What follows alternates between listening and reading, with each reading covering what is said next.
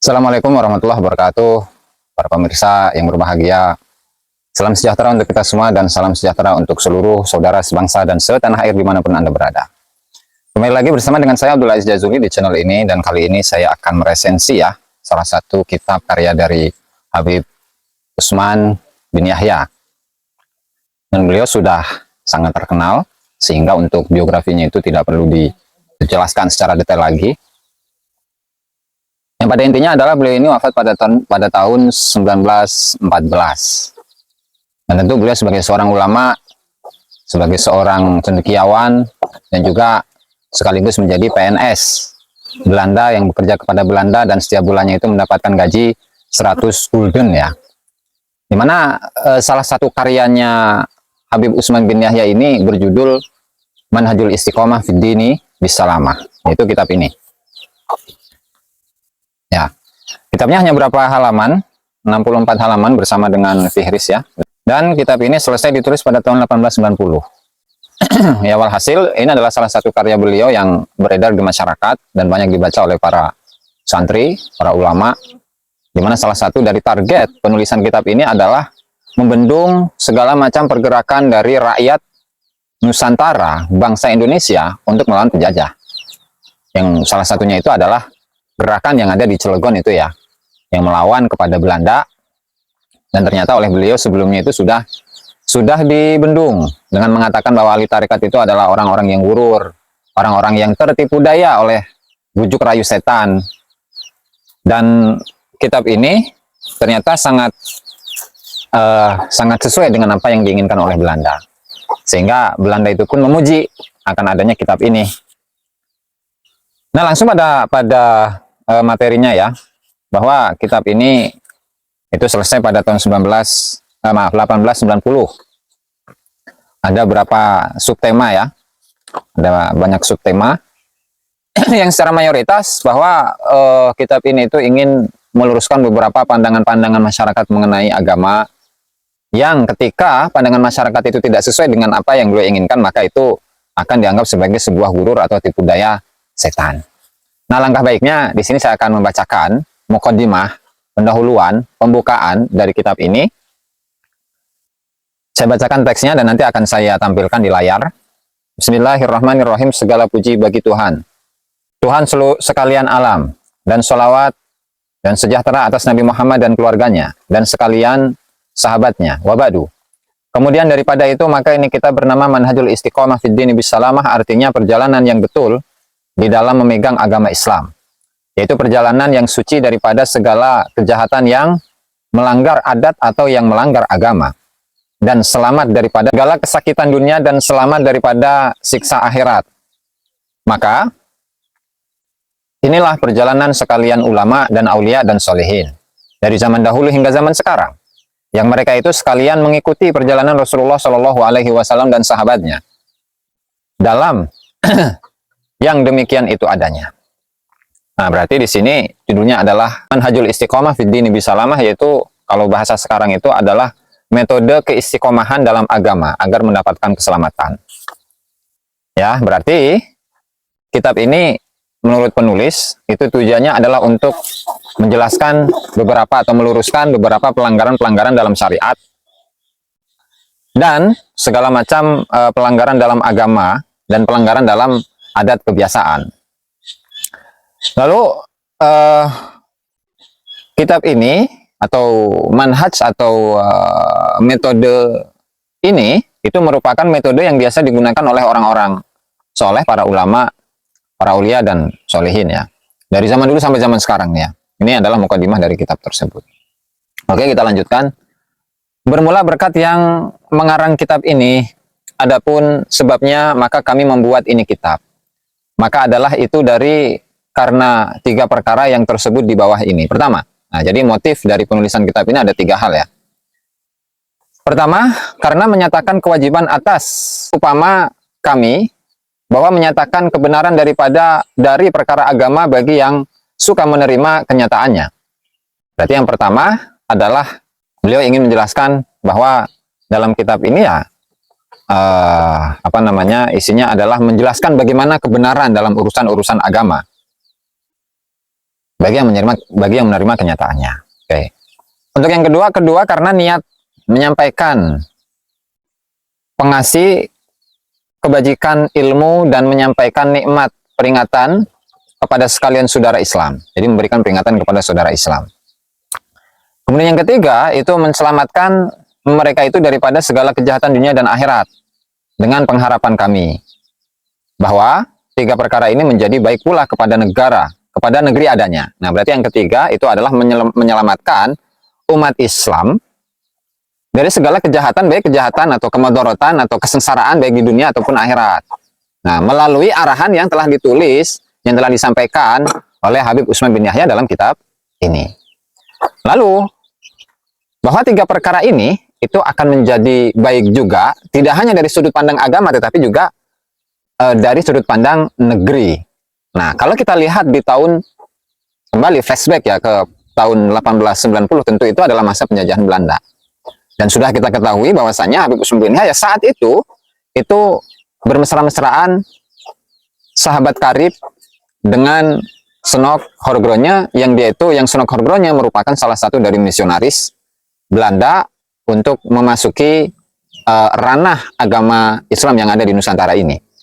Kemudian Senok Horgronya itu masuk Islam dan namanya pun dirubah menjadi Abdul Ghaffar. Nah, lalu beberapa ulama yang dekat dengan beliau, dengan Senok Horgronya, itu diajak kerjasama demi melancarkan penjajahan di atas negeri Nusantara yang kita cintai ini. Kemudian selanjutnya sebagai lagi diulangi di sini sebutan satu-satunya daripada 3 perkara ini dengan artinya dan dengan segala dalil-dalilnya. Berarti kitab ini tidak hanya sekedar statement saja dari Habib Utsman bin Yahya, tetapi juga dijelaskan penerjemahannya ke dalam bahasa Indonesia, dalam bahasa Melayu, kemudian juga disebutkan dalil-dalilnya. Nah, bermula yang dekat menyatakan kebenaran daripada agama. Maka adalah itu terpecah di dalam 5 perkara dan seterusnya. Itu adalah mukadimah yang disampaikan oleh Habib Utsman bin Yahya dalam mukadimah kitab Manhajul Istiqomah Fid Dini Bisalamah. Nah, dalam konten yang sebelumnya, saya mengutip dari tulisan Senok Horgronya akan komentar atau pesan dari Senok Horgronya atas penyebaran dari kitab ini kepada masyarakat. Dan sudah kita tahu bahwa Habib Utsman bin Yahya itu adalah salah satu ulama yang memusuhi ahli tarekat yang pada saat itu kebanyakan ada di Banten.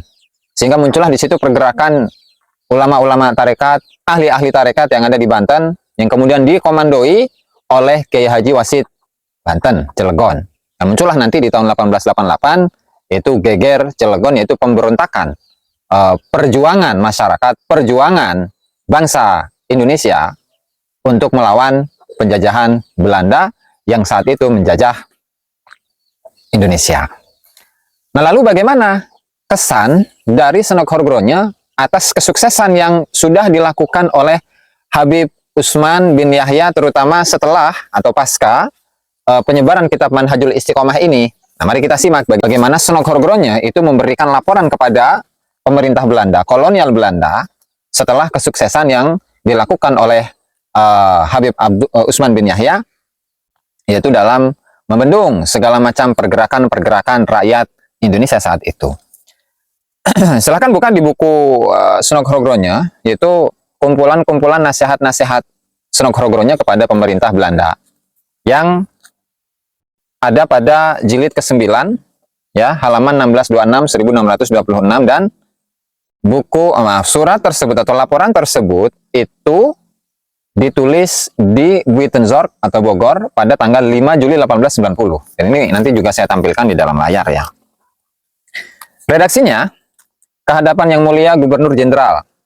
Dengan ini atas nama pengarang Sayyid Utsman bin Abdullah Al-Alawi di Betawi, saya mendapatkan kehormatan menyerahkan kepada Yang Mulia satu eksemplar karya kecilnya yang baru saja dicetak dan ditulisnya dalam bahasa Melayu Betawi, Manhajul Istiqomah Fid Dini Bisalamah, yaitu jalan yang benar guna menjalankan agama dengan damai.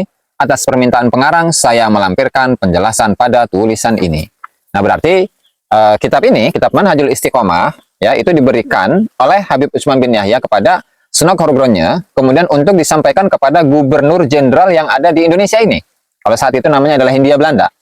Nah, agar menjelaskan kepada gubernur jenderal bahwasanya ini adalah satu karya kecil yang telah ditulis oleh Habib Usman bin Yahya yang telah sukses membendung gerakan-gerakan rakyat untuk melawan Belanda. Selanjutnya, Said termasyhur karena banyaknya karya kecil yang bermanfaat itu dalam manhaj ini, terutama menguraikan bagaimana orang pribumi seharusnya menjalankan agamanya di negeri ini. Terutama pengamalan 5 rukun Islam, ibadah murni, dan undang-undang mengenai hukum perkawinan keluarga. Di samping ujangan yang positif, terdapat pula yang negatif, yaitu agar mereka meninggalkan hal-hal yang secara salah biasa mereka anggap sebagai bagian dari Islam, atau sekurang-kurangnya mereka anggap sunnah jika dipandang dari segi Islam. Jadi, Sunok Horgronya itu menerjemahkan atau menyampaikan atau meresensikan kitab ini kepada gubernur jenderal kolonial Belanda yang ada di Hindia Belanda saat itu. Jadi isinya bagaimana, kemudian tujuannya apa, ya kan? Kemudian fenomena-fenomena yang terjadi di Indonesia itu bagaimana melalui kitab Manhajul Istiqomah ini. Selanjutnya termasuk dalam golongan adat, kebiasaan, dan praktek yang dikutuk oleh Said dengan bantuan naskah-naskah yang berwibawa. Di mana pertama-tama adalah bermacam-macam kenakalan. Selanjutnya tak terhitung banyaknya bentuk-bentuk ketahayulan. Di antaranya disebut pula pengguna jimat untuk bermacam-macam tujuan. Bahkan untuk mempermudah pencurian dan pembunuhan. Jadi beberapa praktek itu dikritisi oleh Habib Usman bin Yahya. Lalu, tentang tarekat-tarekat yang sebelumnya sudah sering dilawan oleh Said Usman. Menurutnya hal ini tidak pantas bagi kaum muslimin zaman sekarang. Dan hanya menimbulkan foya-foya di kedua pihak, para guru dan para murid. Akhirnya, dan ini pasti boleh dianggap sebagai sangat penting, usaha mengadakan apa yang dinamakan perang sabil atau perang suci yang menurut ulasan Said tidak ada syaratnya yang mutlak di negeri ini.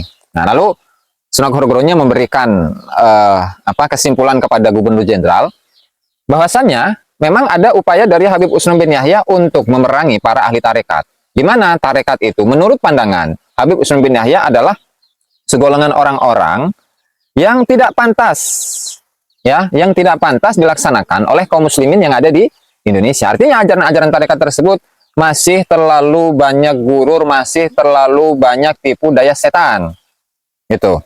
Sehingga tidak sesuai dengan orang-orang yang ada di zaman sekarang. Lantaran apa? Syarat-syarat yang ada, yang seharusnya ada di kalangan ahli tarekat itu tidak sempurna, ya kan? Dan nanti kita akan bahas secara khusus bagaimana pandangan Habib Usman bin Yahya dalam komentar beliau tentang tarekat.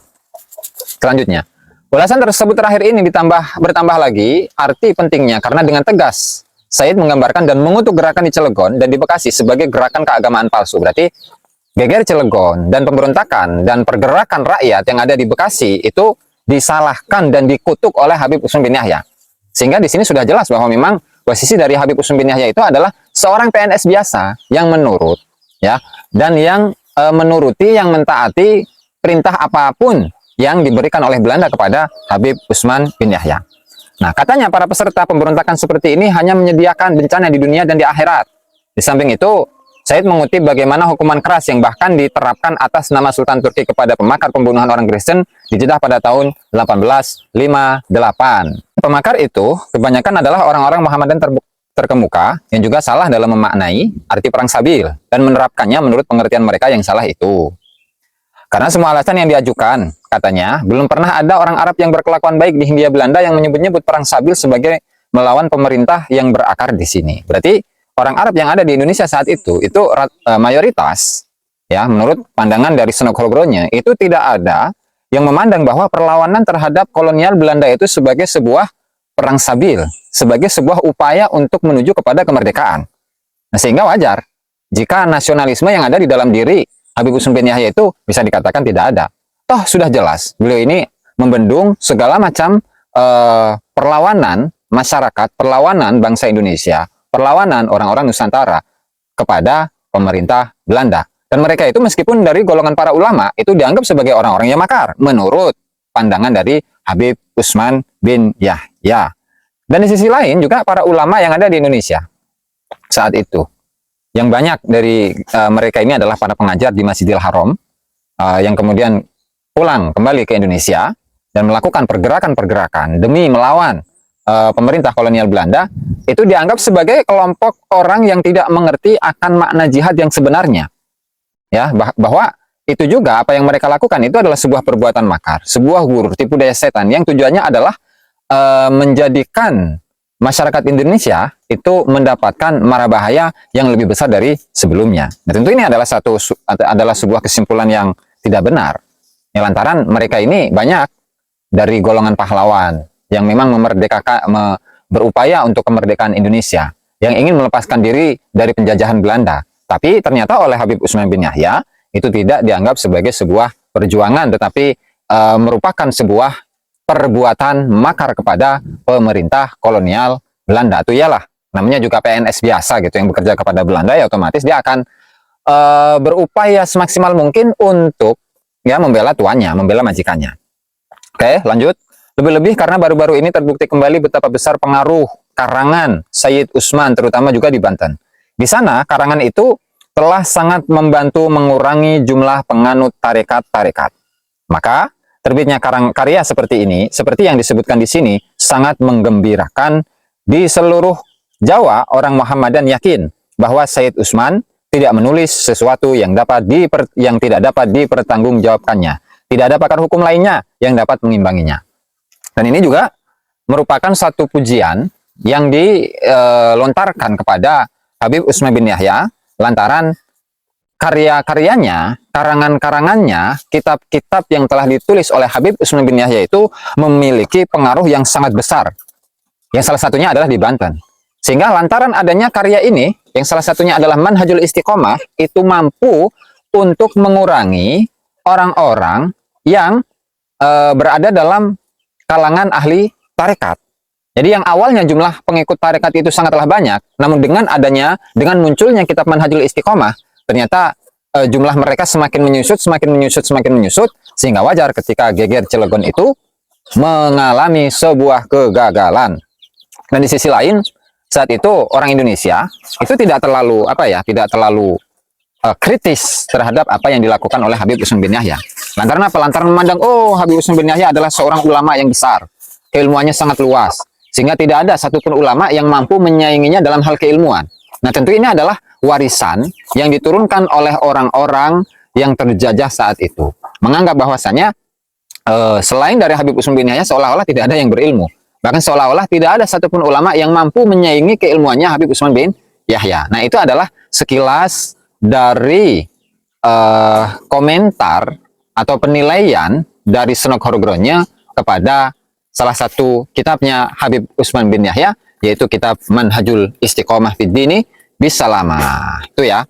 Sehingga tentu hal ini menjadi sebuah satu hal yang sangat mengecewakan bagi kita semua. Lantaran dulu kita ini selalu dicekoki dengan sebuah doktrin bahwa Habib Utsman bin Yahya adalah seorang pahlawan. Dan dia dekat dengan Belanda, dekat dengan Senok Horogronya ataupun tokoh-tokoh Belanda lainnya, tujuannya adalah demi melakukan siasat untuk mencapai sebuah kemerdekaan. Dan ternyata pada faktanya itu tidak seperti itu. Justru memang upaya yang dilakukan oleh Habib Utsman bin Yahya itu adalah demi menggagalkan perjuangan masyarakat Indonesia dari penjajahan Belanda. Ya, lantaran beliau adalah seorang PNS biasa. Seorang PNS biasa yang bekerja kepada Belanda, yang digaji setiap bulannya itu adalah 100 gulden, sehingga para ulama-ulama yang melakukan sebuah pergerakan untuk melawan Belanda itu dianggapnya sebagai sebuah perbuatan makar, sebagai sebuah tipu daya setan, di mana yang segala sesuatu yang tidak sesuai dengan apa yang diinginkan oleh Habib Utsman bin Yahya itu dianggap sebagai sebuah tipu daya setan. Oleh karenanya, di sini kita menjadi paham bagaimana sejarah mencatat, bagaimana fakta sejarah itu sudah mulai terbuka, sehingga kita bisa menilai mana yang pahlawan dan mana yang pengkhianat. Pengkhianat tidak bisa dikatakan sebagai pahlawan, dan pahlawan tidak mungkin bisa disebut sebagai pengkhianat. Oleh karena itu kita harus bisa membedakan antara mana yang pengkhianat dan mana yang menjadi seorang pahlawan. Barangkali itu saja yang bisa saya sampaikan dalam video ini. Kurang dan lebihnya saya mohon maaf. Wallahu al-muwaffiq ila aqwamit thoriq. Wassalamualaikum warahmatullahi wabarakatuh.